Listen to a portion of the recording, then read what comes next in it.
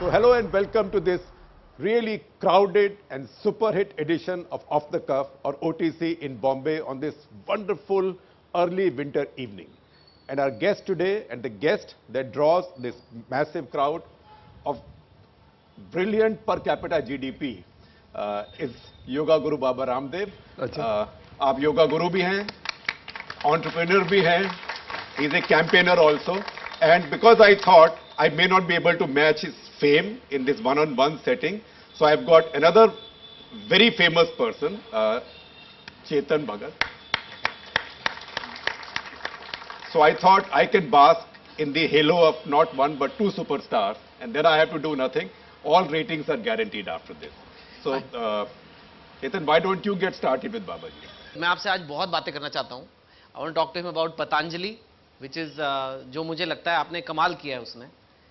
Because अगर पता नहीं क्यों हम मतलब I know काफी उसको क्रेडिट मिलता है, लेकिन जो इन्होंने क्रिएट किया है वो अगर किसी और कंट्री में होता तो it's bigger than body shop, it's bigger than any other brand.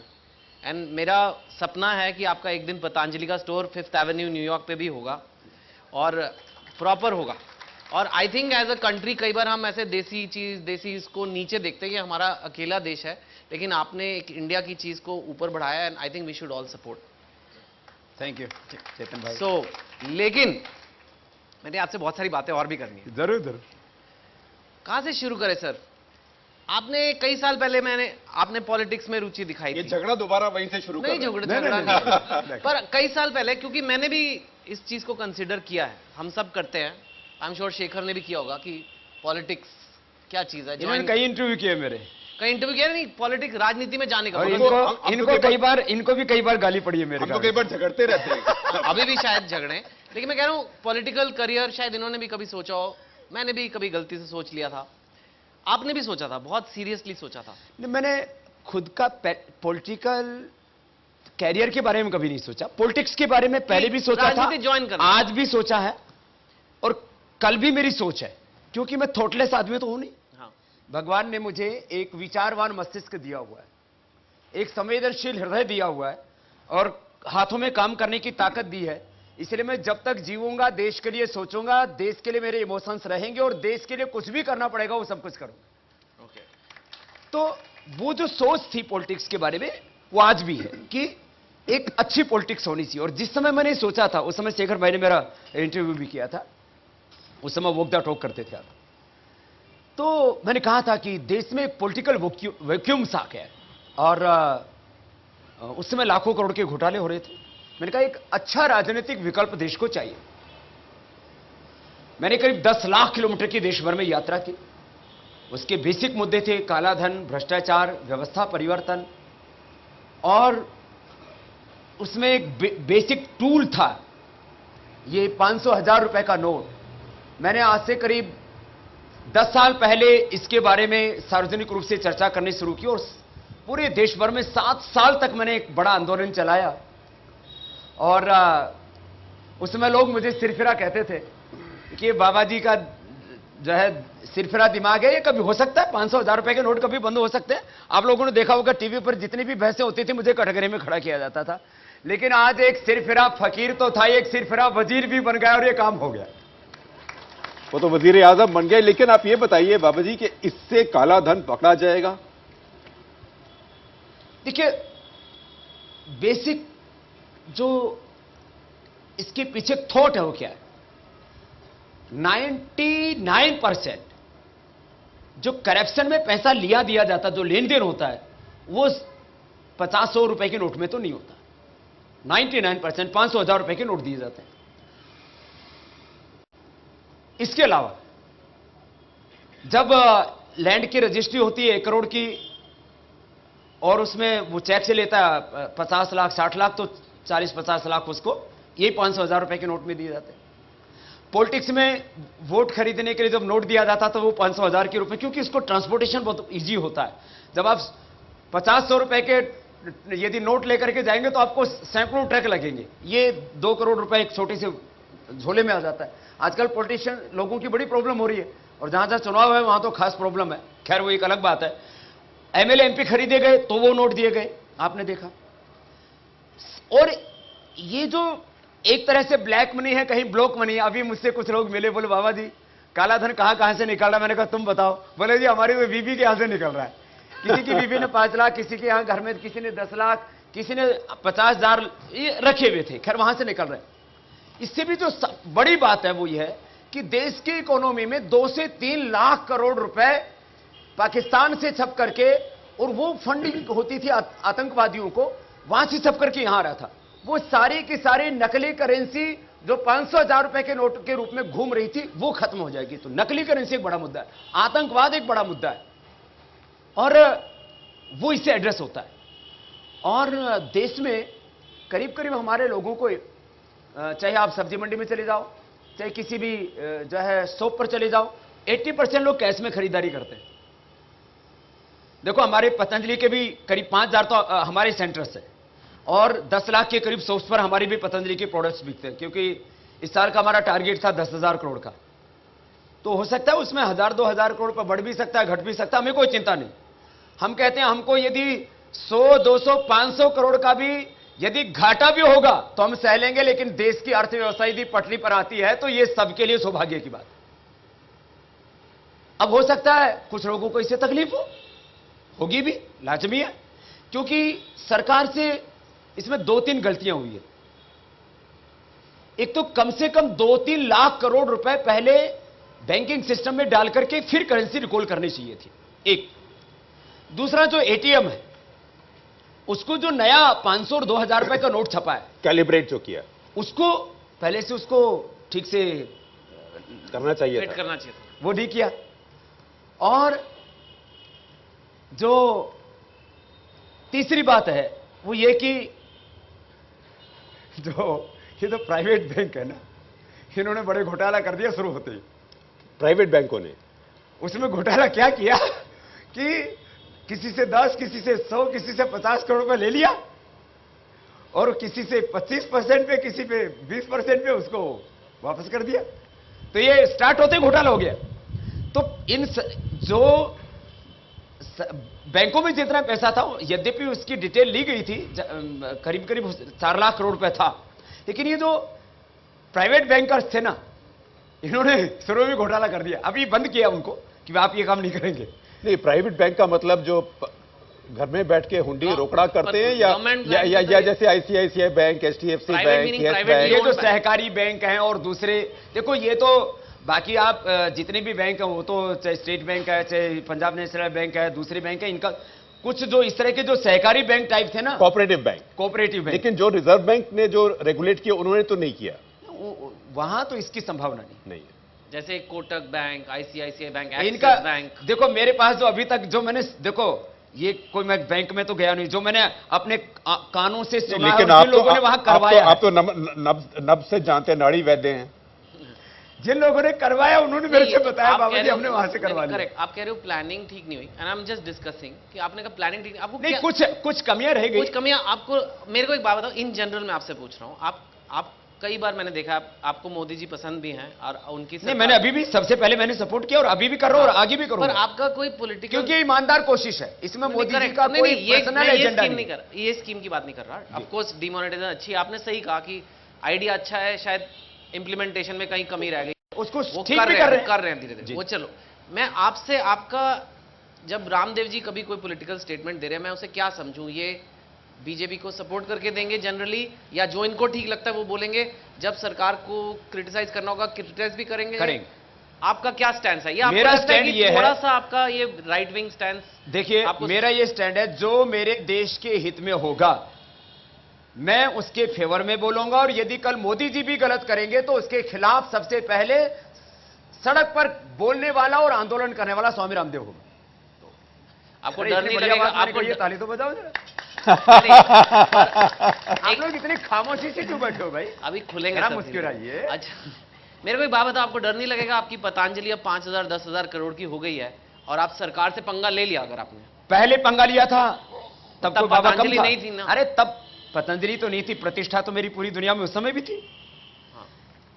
मैंने कभी भी पैसा और प्रतिष्ठा को आगे नहीं रखा है, मैंने सत्य न्याय को आगे रखा है। तो जो ट्रुथफुल होगा, जो जस्टिसफुल होगा, उसके लिए मैं पहले भी खड़ा था, आज भी खड़ा रहूंगा और आगे भी खड़ा रहूंगा। आप मुझे बता दीजिए कि ये गलत है, मैं भी छोड़ दूंगा। नहीं नहीं, तो पूरी बाबा ईमानदार जी, कोशिश होगी। तो बाबा जी आप कहते हैं ये 3 गलतियां हुई हैं, नहीं, इनके अलावा कोई गलती एक और भी हुई है। बताइए। बीजेपी में काफी लोग कमारे हैं, कुंवारे हैं, कमा रहे हैं, कमा रहे हैं, कुंवारे भी हैं, कुंवारे हैं, कमा रहे हैं, कुंवारे भी हैं, कुंवारे हैं, कुंवारे हैं, बात कुंवारे नहीं है। हैं, सिंगल है, आप अनमैरिड कब है। तक कुंवारे रहोगे? हम पूरे जीवन भर। ऐसे मत बोलो सर, ये तो प्यार का शहर है, ये तो बॉलीवुड है, यहाँ तो कुछ भी हो सकता है। तो सॉरी, हाँ बोलिए आप, क्या कैसे कमा रहे हैं? तो नहीं, कुंवारे हैं, कमा रहे हैं, कुंवारे, कुंवारे, कुंवारे हैं, कुंवारे, कुंवारे दे बोला आर था। सिंगल। हाँ, हाँ, तो ये गलती कैसे है? तो उसमें एक गलती क्या हुई, इन लोगों ने जरा पता ही नहीं लगाया कि अब ये शादियों का मौसम है। हाँ। तो ये है। तो ये एक गलती हो गई इनको। करीब ये अभी अब हमको भी सच में नहीं पता लगता है, हमको तो संडे मंडे का भी पता नहीं लगता, क्योंकि 9 साल की उम्र से आज तक मैंने एक दिन भी छुट्टी नहीं की। छुट्टी की छुट्टी कर रखी, छुट्टी नहीं की, हमको पता ही नहीं लगता कब सैटरडे संडे। तो अभी हम जब मैंने पूछा एक दिन तो पता लगा, जब ये नोट बंद किए थे उसके 3-4 दिन बाद ये कोई, पहले देव सोए रहते हैं, देव उठ जाते हैं, वैसे देव सोने उठने का होता तो है नहीं, लेकिन कुछ ऐसा ज्योतिषियों का चक्कर चलता रहता है। अब इन ज्योतिषियों की भी पोल खुल गई। ये ज्योतिषी सुबह से शाम तक कोई भी टीवी चैनल देखो, अखबार देखो, बताते रहते हैं इस दिशा में जाओ, इस दिशा में मत जाओ, आज ये होने वाला है, ये होने वाला है, तुम्हारे मित्र घटने वाले हैं, बढ़ने वाले हैं, तुम्हारा अफेयर ये होगा, तुम्हारा ये होगा। एक ज्योतिषी ने नहीं बताया 500,000 रुपए का नोट बंद होगा। तो बाबा जी आप ज्योतिष में विश्वास रखते हैं कि देखो, नहीं रखते मैं हैं? किसी ढोंग पाखंड को नहीं मानता।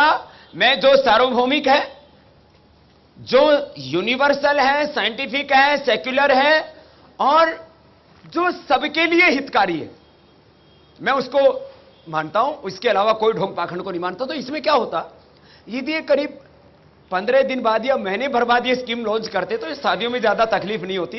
खैर थोड़ी तकलीफ हुई, लेकिन उसमें भी एक फायदा तो वही है, लोगों को अब ज्यादा दहेज देना नहीं पड़ रहा है, एक बहाना मिल गया है।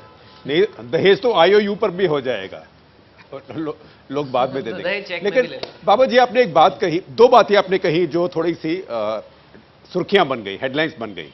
एक आपने कहा कि सेना पे हमारे सैनिक भी तो 7-8 8-8 दिन खाना नहीं खाते हैं, तो बहुत जनरल लोग नाराज हो गए कि हमारे यहाँ तो कभी ऐसे नहीं होता है। लॉजिस्टिक्स तो सबसे इंपॉर्टेंट चीज है सेना में। ऐसा है, देखो, जब सैनिक कहीं फंस जाता है वहां कोई लॉजिस्टिक नहीं पहुंचता है। शेखर साहब, आप कोई जनरल नाराज नहीं हुआ है, या आप जो है अपने घड़ी घड़ाई नहीं नहीं नहीं, जनरल पराग जैसे लोगों ने खुलेआम लिखा, नहीं घड़ी घड़ाई बात नहीं कर रहा हूं। उन्होंने साफ कहा है, ऐसा है, उन्होंने कहा है कि नेपोलियन ने कहा था an army moves on it's stomach. नहीं बाबा जी, वैसे एक जनरल ऐसा देखो, मैं एक बात जनरल बात कर रहा हूं।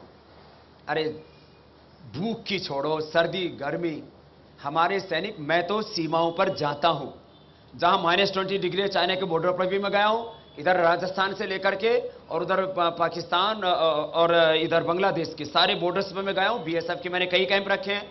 उसके अलावा भी मैं एक बात कहता, हमारे सैनिक कितना कष्ट सहते हैं देश के लिए, या कभी भी कोई नहीं, उस बात तुलना यूं कर रहा उस था बात में कि थोड़ा बहुत कष्ट होता है तो क्या हुआ, अरे हमें 1-2 दिन लाइन में लग गए नहीं। और इस पूरे देश की अर्थव्यवस्था लाइन पर आ जाती है। हिंदुस्तान में पहले लोग कहते थे कुछ नहीं हो सकता, अब कहते रहे हिंदुस्तान में तो कुछ भी हो सकता है। बात यह आती है कि भाई ये एक ईमानदार कोशिश है, इसमें थोड़ा कष्ट हुआ तो हिंदुस्तान की अर्थव्यवस्था इसे यदि पटरी पर आती है तो 15 दिन का, महीने का कष्ट है, थोड़ा सह लेंगे।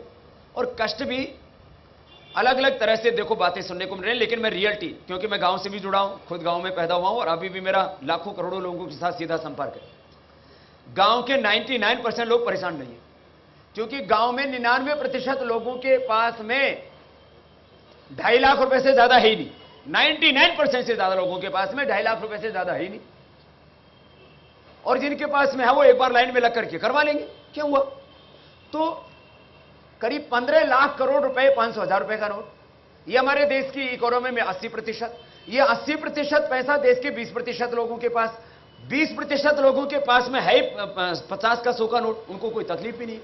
तो मैं ये नहीं कहता कि सारे ऐसे ही लोगों ने लाइन में लगाए हुए, सही जेन्युइन लोग भी लग रहे हैं। चीज के कई पहलू, उनको सबको देखो आप।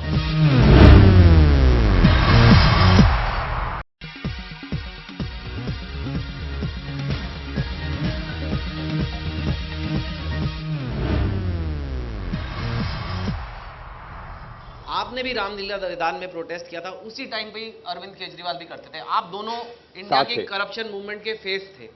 अब अरविंद केजरीवाल जिसका जन्म ही मतलब एक एंटी करप्शन के मूवमेंट से हुआ है, वो कह रहा है रोल बैक करो। अन्ना हजारे आज भी सहमत हैं। प्रणब मुखर्जी साहब उस समय वित्त मंत्री थे जब हमने ब्लैक मनी का आंदोलन शुरू किया, वो भी पूरी तरह से सहमत हैं। आपकी जानकारी के लिए बताना चाहता हूं, मनमोहन सिंह जी भी इस मुद्दे पर पूरी तरह से सहमत थे और उन्होंने मुझसे बोला। और मैं आपको एक सीक्रेट बात भी बताता हूं, वैसे आदरणीय राहुल गांधी जी के पास भी मैं मुद्दा लेके गया था, उन्होंने फिर मुझे मनमोहन सिंह जी के पास भेजा था। उन्होंने भी कहा बाबा जी बात तो आपकी एकदम सही लगती है, तो जब उस समय सही थी आज गलत कैसे होगी?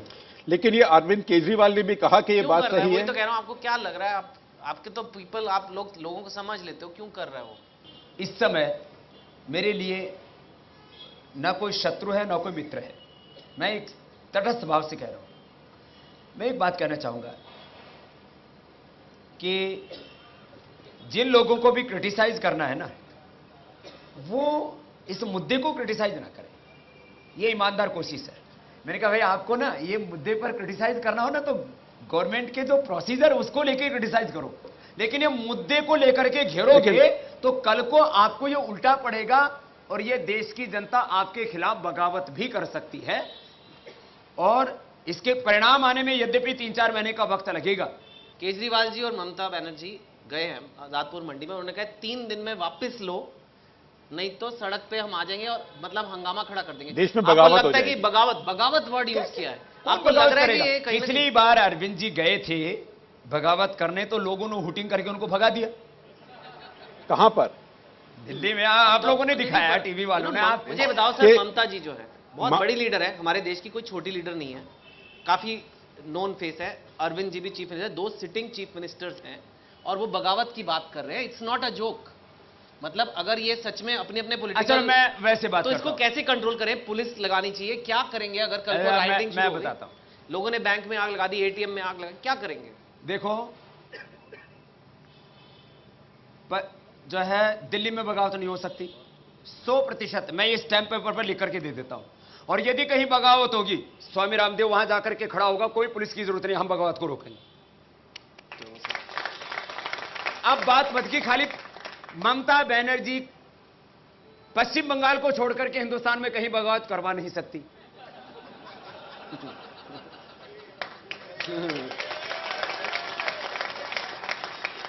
और पश्चिम बंगाल में भी इस मुद्दे पर लोग बगावत करने के लिए सड़क पर आएंगे क्यों? भाई उनका क्या जा रहा है? उनको किस लिए लेकर के आएंगे ममता जी? ये सही बात है कि पश्चिम बंगाल में लोगों के थोड़े अकाउंट कम खुले हुए हैं, तो लोग खोल लेंगे जाकर के। वो सड़क पे बगावत करने की बजाय बैंक में जाएंगे, खाता खुलवाएंगे। मैं ममता जी के प्रति सहानुभूति रखता हूं, इसलिए क्योंकि वो हवाई चप्पल पहनती है, मैं खड़ाऊ पहनता हूं। ये थोड़ा सा वैसा है। वो खड़ाऊ, वो भी एकदम सिंपल 100-200 रुपए वाली साड़ी पहनती है, एकदम जो है साधारण, जो एक अंतिम हिंदुस्तान का आदमी जीता वैसे जीते। इसलिए मैं उनकी सादगी की, उनके तप त्याग की मैं प्रशंसा करता हूं और उनसे हाथ जोड़ के देश हित में एक प्रार्थना करता हूं, ममता जी इस मुद्दे पर बगावत मत करो और बहुत मुद्दे उन पर करो। और अरविंद केजरीवाल से आप क्या कहेंगे? और अरविंद केजरीवाल जी तो हमारे ऐसे छोटे भाई जैसे हैं, तो उनसे क्या कहेंगे आप? उनसे भी मैं फोन करके बोलूंगा भैया और दूसरे मुद्दों पर कर लेना, इसको छोड़ दो। Please feel free to raise your hands and ask questions. Harsha, you have a question.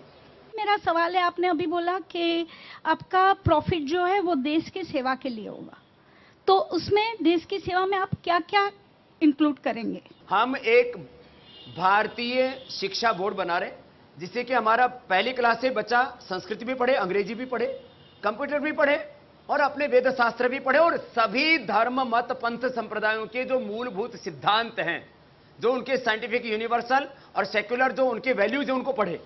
तो हम एक नई शिक्षा व्यवस्था इस देश में लाना चाहते हैं, जिससे कि न्यू वर्ल्ड के साथ कनेक्टिविटी हो और उनके अंदर स्पिरिचुअलिटी भी हो। तो करीब 80% पैसा इसमें लगेगा और दुनिया का सबसे बड़ा विश्वविद्यालय हम हिंदुस्तान में बनाएंगे और करोड़ों गरीब बच्चों को इस हिंदुस्तान में हम पढ़ाएंगे। एक तो इसमें लगाएंगे, दूसरा रिसर्च में लगाएंगे। वो रिसर्च आयुर्वेद में होगा, आयुर्वेद में होगा, वो देसी गाय की नस्ल सुधारने में होगा। और तीसरा जो हमारे पोर रिलीफ के काम कर रहे हैं, अनाथालय हैं और तमाम तरह के बहुत बहुत जो दूसरे भी ट्रस्ट कर रहे हैं, हम हर साल 10-20 करोड़ रुपए दूसरे जो गरीबों की सेवा का काम कर रहे हैं उन ट्रस्टों को भी डोनेट करते हैं। जी बाबा जी, आप हेल्थ के लिए कितना पैसा दोगे अपने प्रॉफिट्स में? अस्पताल कब बनाओगे? एजुकेशन और हॉस्पिटल बनाए, अभी बाकी आप सब अपने आप आ जाएगा। करीब 1,000 आयुर्वेद के डॉक्टर्स जिनकी तनख्वाह करीब 30-35 हजार से लेकर 50 हजार है, वो 1,000 डॉक्टर्स को फ्री हम तनख्वाह देते हैं और फ्री में सबका डायग्नोज करते हैं। तो अभी भी हम खर्च कर रहे हैं और आगे भी। मेरा तो पूरा लाइफ है हेल्थ के लिए। आप हॉस्पिटल बनाए, हर एक गांव में एक एक अस्पताल देखिए बनाएगा। वो जो एलोपैथी वाला हॉस्पिटल है उसके बारे में अभी तक तो सोचा नहीं था, लेकिन एक दिन मैंने देखा एम्स में और बड़े बड़े हॉस्पिटल्स में, एम्स में तो ऐसे लोगों की बहुत बुरी हालत होती है, इतनी लाइन लगी रहती है, लोगों के साथ बिहेवियर भी बहुत अच्छा नहीं हो पाता क्राउड की वजह से।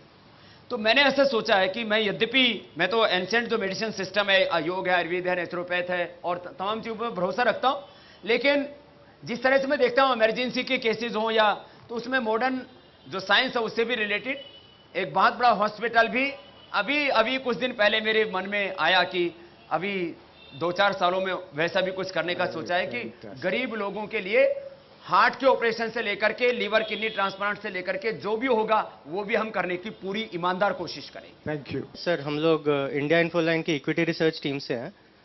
सर मेरे 2 क्वेश्चंस हैं सर, बेसिकली पतंजलि के ऊपर ही हैं। पहला तो आपका जो मैन्युफैक्चरिंग का भी प्लान है, अभी तो most of it is Haridwar से ही हो रहा है। आपने अभी भी करीब 50 यूनिट हैं आप लोगों की जानकारी के लिए, और आने वाले समय में करीब 50 छोटी यूनिट और 5 बड़ी यूनिट, जहां से हम करीब 10-10, 20-20 हजार करोड़ रुपए का एक एक जगह से प्रोडक्शन करेंगे। उसमें नागपुर भी एक सम्मिलित है, एक नोएडा है, एक इंदौर है, अभी हम तेजपुर में कर रहे हैं। तो ये वो यूनिट्स हैं जहां पर 10-10, 20-20 हजार करोड़ रुपए का हम एक एक जगह से प्रोडक्शन करेंगे। सर तो इसका कुछ टाइमलाइन बता पाएंगे कि कब तक प्लान है ये? 4 साल, 3 2 साल में पूरा काम कंप्लीट। हम बहुत लंबा नहीं चलते। हमारी शिक्षा प्रणाली बहुत पाश्चात्य है, वो आप सही कह रहे हैं, भारत की जड़ों से जुड़नी चाहिए। मेरा बस ये सवाल है कि भारतीय विषय जो सिखाए जाएंगे शिक्षा प्रणाली में, शायद ये सिर्फ धर्म ग्रंथ पर नहीं रुकने चाहिए। हमारे जो पुराने विज्ञान के जो इतना बड़ा अर्थशास्त्र है, हमारे चाणक्य, गणित है, भास्कराचार्य, शायद ये विषय भी सिखाने चाहिए। हमारे ये ही वास्तु सिखाए ज्ञान, जाएंगे। चिकित्सा में हमारे चरक हैं, सुश्रुत हैं, ये सब भी सिखाना चाहिए। यही सिखाएंगे। ये भारतीय ज्ञान परंपरा के नाम पर कोई सांप नेवलों की कहानियां या कोई ऐसे भूत प्रेतों की कहानियां या ज्योतिष की कहानियां नहीं पढ़ाएंगे। इस देश का इससे बड़ा बेड़ा गर्क हुआ है। हम भारतीय ज्ञान परंपरा के वैज्ञानिक आधार को ही लेने वाले हैं। भारतीय ज्ञान परंपरा के नाम पर जो ढोंग आडंबर पाखंड चल रहा है उसको हम कतई मानने वाले नहीं हैं। मैं एक चीज इस पे बोलूं, पिछली बार भी हमारा इस पे थोड़ा हो गया था। आप बार-बार 3-4 बार आपने कहा साइंटिफिक थॉट के बारे में। बाबा जी, आप एक चीज बहुत इंपॉर्टेंट है, और ये मैं पर्सनली आपसे, मेरा कुछ नहीं है, ये सेक्शन 377 एक है हमारे देश में, जिसके बारे में आपके काफी विचार हैं। आपने शायद बदल गए हो तो बहुत अच्छी बात है, लेकिन बहुत से लोग इसकी वजह से सफर करते हैं। एक ऐसा सेक्शन है कि जो लोग गे हैं वो उनको क्रिमिनल माना जाता है। नेचर में भी ये एग्जिस्ट करता है, साइंटिफिकली बहुत जगह आ चुका है। और एटलीस्ट अगर आप कंट्रोवर्शियल तो है, तो इतना डेफिनेटिव स्टैंस लेना कि ये क्रिमिनल है और ये बीमारी है और इसको आई रियली, मतलब आपने इतनी चीजें अचीव की हैं लाइफ में, आप इस पे भी जरा थोड़ा अपना, साइंस का मतलब है आप अपना मन बदल भी सकते हो, है ना? तो अगर आप बदल लोगे तो हम आपको और मानेंगे, बिकॉज ये नहीं, देखो एक बात तो मैं कहता हूं आपसे। हाँ। देखो चेतन भाई, मैंने उनको अपराधी नहीं कहा। अपराधी नहीं होना चाहिए ना, बस नहीं, मैंने अपराधी कभी कहा नहीं उनको। बस आज इतना ही हम कर दे तो बहुत है सर। मैं आज भी बोल रहा हूं, मैं गेज को कभी अपराधी कहता ही नहीं हूं। ये दरअसल जो है ना, मेरे जो उस दिन भी आपके हमारी जो लड़ाई कराई वो टीवी वालों ने करवाई थी। ये टीवी वाले ना बड़े खतरनाक होते हैं, इनसे बच के रहना। कुछ मामलों में, सब में नहीं। तो मैंने कभी ये नहीं कहा कि जो है जो गे लोग होते हैं वो अपराधी होते हैं। उनमें भी बहुत से साइंटिस्ट हैं, बहुत से जजेज हैं, बहुत से कलाकार हैं, बहुत से साहित्यकार हैं। उसमें से हो सकता है बहुत से बाबा भी हो, बाबा भी हो सकते हैं, हो सकते हैं, बहुत से पॉलिटिशियन भी हो। कोई ऐसी बात नहीं है। मैं ये कहता, मैंने जो बात रखी थी डिफरेंट वे में रखी थी, आज क्योंकि वो विषय नहीं है इसलिए मैं एक बात मैं साफ कर देता हूं। गे की तो बात छोड़ो, मैं तो किसी भी प्राणी के प्रति गे से तो मेरा प्रेम है ही कि भाई उसके लिए भी जो मैंने कहा करुणापूर्वक कहा है।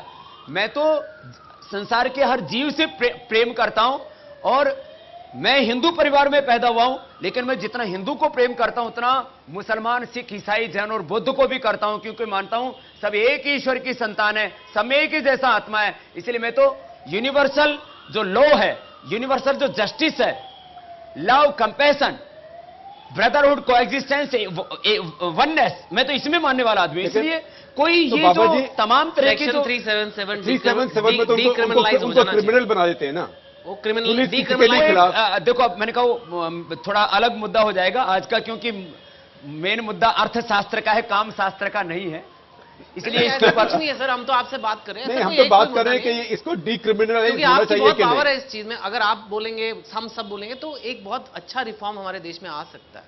क्योंकि पुलिस मिसयूज करती है इसको। नहीं, देखो मिसयूज तो किसी चीज का नहीं होती, किसी गेज को अपराधी की तरह डील नहीं करना बस चाहिए। आपने कह दिया, बाबा जी ने कह दिया, ये आपने कहा, ये बहुत बड़ी बात है। बहुत बहुत बड़ी बात है। आप जब भी शिक्षा की चर्चा करते हैं, ज्ञान की चर्चा करते हैं, चाहे वो योग हो, चाहे वो औषधि हो, हम ज़्यादातर देखते हैं कि हम जो हमारे देश की संस्कृति है, यहाँ जो हमारे ईस्ट की जो कल्चर है उस पर आपका फोकस रहता है। तो क्या आपको लगता है कि पश्चिम से हमें कुछ सीखने को है कि बिल्कुल कुछ सीखने को नहीं? और वहाँ की कोई ब्रांड आपको लगती है कि जिस ब्रांड के आप प्रशंसक हैं, आपको लगता है हाँ ये ब्रांड मुझे पसंद है? मेरे लिए सारी दुनिया एक परिवार है। एक खास बात मैं बताना चाहता हूं, कुछ लोगों को ऐसा लगता है बाबा रामदेव इन विदेशी कंपनियों को भगा देना चाहते हैं, इनको खत्म कर देना चाहते हैं। मैं कोई क्रूर और हिंसक व्यक्ति नहीं हूं, मैं वायलेंस में विश्वास नहीं रखता हूं। ये स्वदेशी का जो दर्शन है, स्थायी, समग्र, इंक्लूसिव, सस्टेनेबल, डिसेंट्रलाइज, विकेंद्रित, जस्टिसफुल, न्यायपूर्ण, अहिंसक विकास, 5 शब्द मैंने बोले हैं, मेरी अंग्रेजी थोड़ी वीक है। स्थायी, समग्र, अहिंसक, न्यायपूर्ण और विकेंद्रित विकास और समृद्धि आनी चाहिए दुनिया में। इसके आधार पर हम स्वदेशी की बात करते हैं। साइंस, टेक्नोलॉजी कहीं से भी आए, विज्ञान के लिए, प्रकाश के लिए हमारे द्वार खुले हुए। मुझसे जितना बन पाता है ना, हर फील्ड में आप देखोगे, एग्रीकल्चर से लेकर के, एनवायरमेंट से लेकर के, इंडस्ट्री से लेकर के, एजुकेशन से लेकर के, रिसर्च से लेकर के, और इन पाखंडियों को ठिकाने लगाने तक। पाखंडी आप किसको कह रहे हैं? शुरुआत अपने घर से करनी चाहिए। हाँ, शायद आप और हम एक को ही पाखंडी कहते हैं, पर अब बताएं, आपके कहने का ज्यादा वेट है। देखिए, सबसे ज्यादा जो पाखंड है ना, वैसे तो सब राजनीति में भी पाखंड है, मीडिया में भी बहुत तरह का पाखंड है, जबरदस्त था। और हमारे बाबाओं में भी पाखंड है। खास करके धर्म के नाम पर जो पाखंड चलता है ना, मैं उसका घोर विरोधी हूं।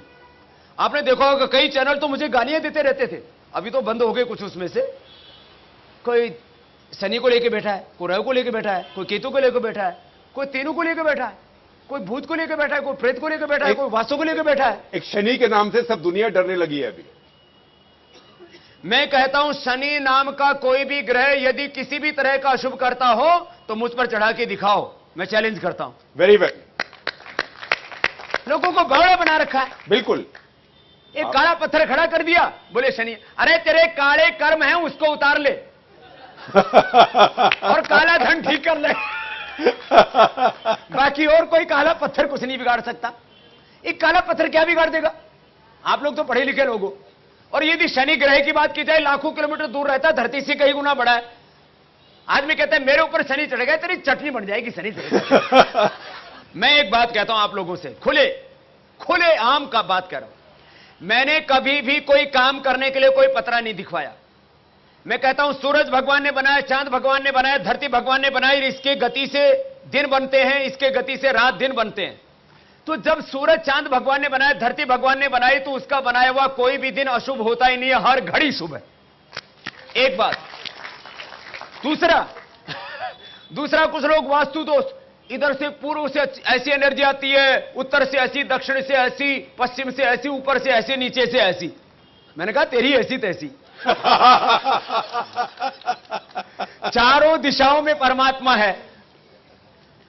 तुम्हारे घर के दरवाजे किधर हैं यह महत्वपूर्ण नहीं है, तुम्हारे अंतर के द्वार प्रभु की ओर, सत्य, धर्म और न्याय की ओर खुले हुए होने चाहिए। तुम्हारे जीवन में शुभ ही शुभ होगा।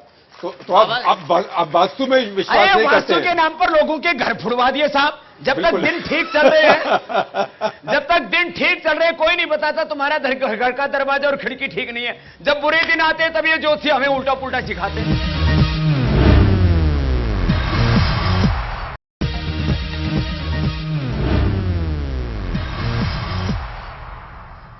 बाबा जी, आप तो योगा गुरु है और आपका इन्फ्लुएंस में आपका लाखों करोड़ों फॉलोअर अभी योगा कर रहा है, लेकिन मैं 50 साल आगे का बात करता, मैं देखता था वो बिहार स्कूल ऑफ योगा से ऑस्ट्रेलियन डॉक्टर्स, अमेरिकन डॉक्टर्स, सब कोई बोलता है yoga is the best thing.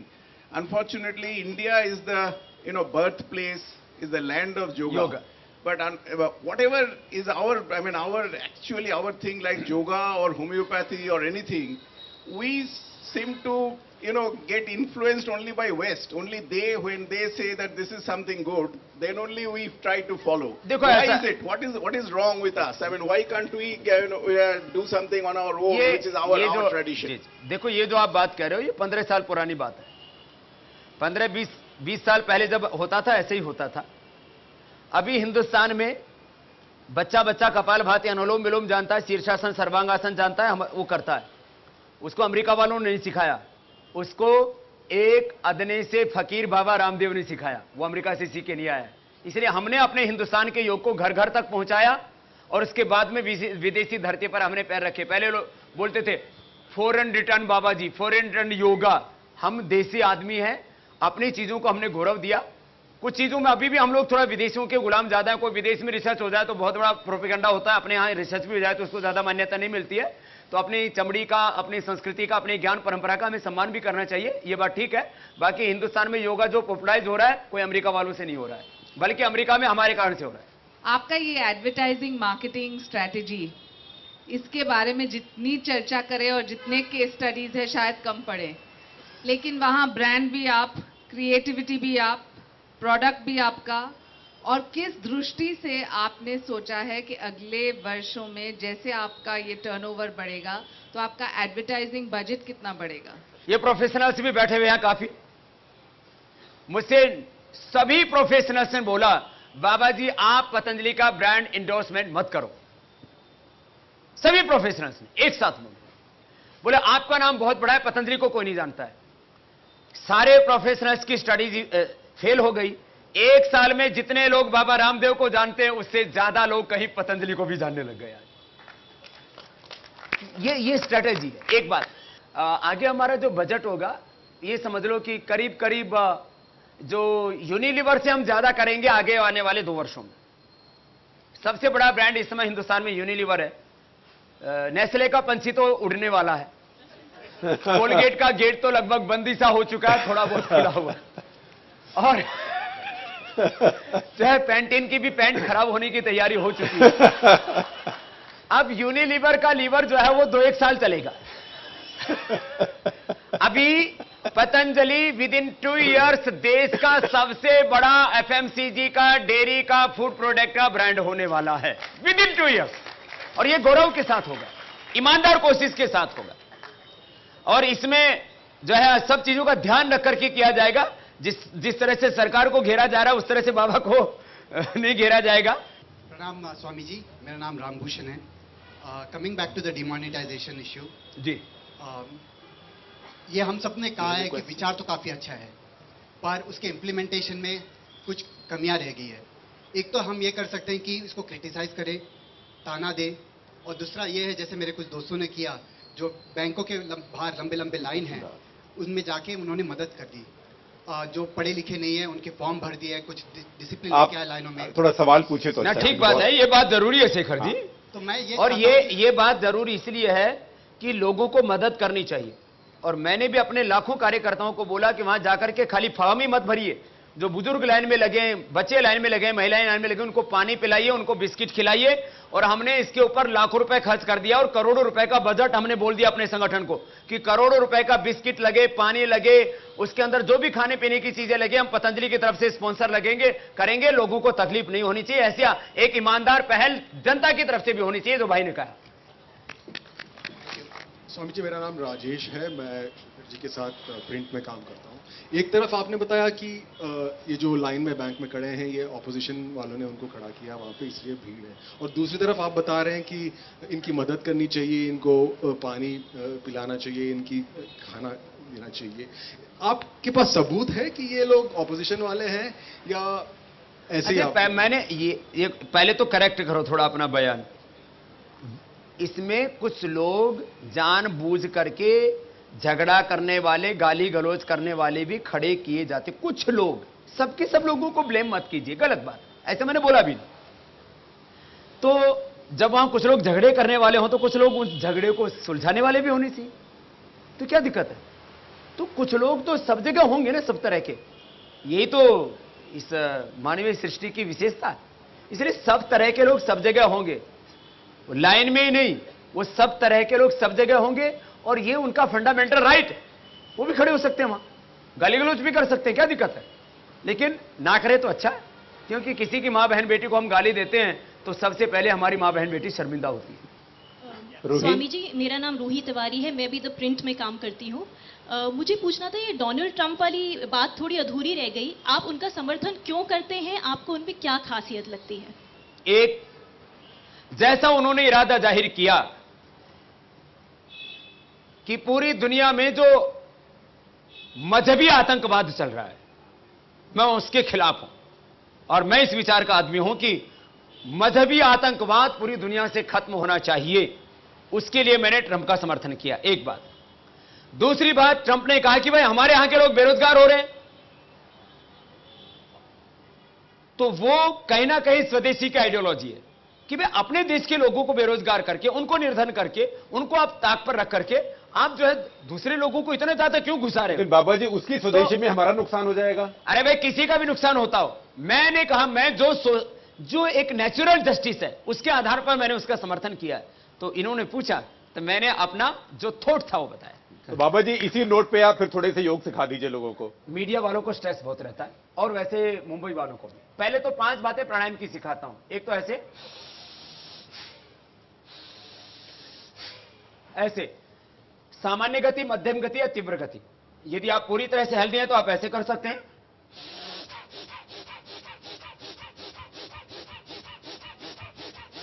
आपका रेस्पिरेटरी सिस्टम बहुत स्ट्रांग हो जाएगा, मन एकदम शांत हो जाएगा, एनर्जी आपकी फुल हो जाएगी। दूसरा कपालभाति है, ये पहला भस्त्रिका बोलते हैं। 3 जगह ज्यादा तकलीफ होती है, एक हमारे रेस्पिरेटरी सिस्टम में, हार्ट में, दूसरा हमारे ये डाइजेस्टिव सिस्टम में, और तीसरा हमारे ब्रेन और नर्वस सिस्टम में। तो ये 3 तरह की जो ब्रीदिंग एक्सरसाइज अभी मैं कंटिन्यू सिखा रहा हूं, ये बहुत इंपॉर्टेंट है। ये सेकेंड कपालभाति है, ऐसे होता है।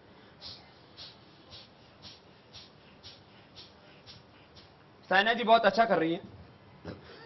ये कठिन वाला आपको थोड़ा मुश्किल होगा, जो ऐसे किया जाता है।